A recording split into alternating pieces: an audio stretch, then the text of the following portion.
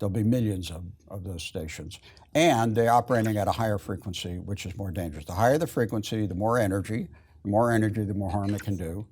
And that's a concern I have. So we go from 500,000 to maybe, I heard one estimate was 13 million in order to have a 5G network set up.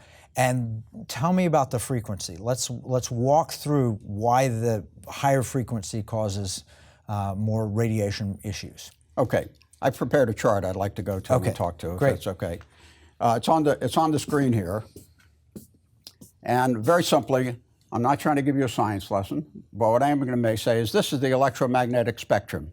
It ranges from, on this chart, AM radio, all the way up to gamma rays, which is what comes out of a nuclear explosion or an imploding star. Yes. Okay? Yes.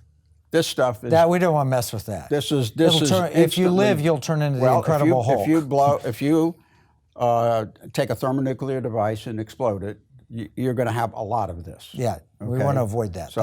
So that's just, but let's start at the other end, okay?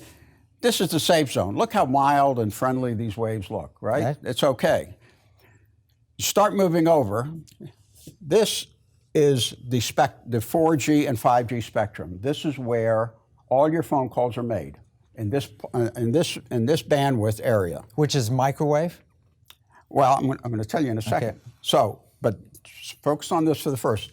This is your phone. This is your phone signal. Okay. Now, we all own microwave ovens. Yes. What frequency do they operate at? What bandwidth do they operate at? They operate right here. Okay. Okay? My goodness, that's right in the middle of the 4G, 5G spectrum.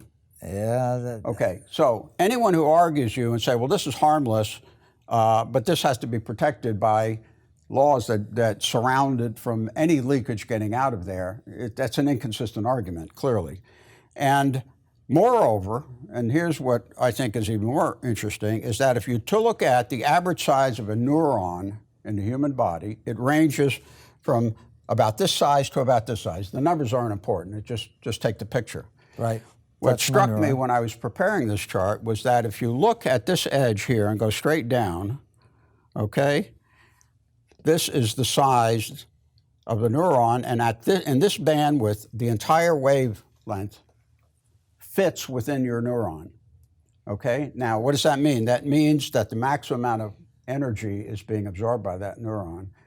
And as you go further off that right, you'll have more and more and more of these waves within the same neuron cell, and the more likely it will be damaged. So over time, even at this frequency, if you're exposed long enough, you will have significant damage, and there's data shows that. But you're not talking, again, about necessarily the exposure of the handset. You're talking about the production of it at the cell tower or at the base station. I'm talking about cell towers. So the average cell tower gives out about the energy of anywhere from 1 to 4 times your microwave oven.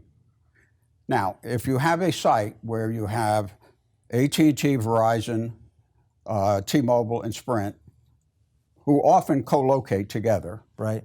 You now have 4 of those there.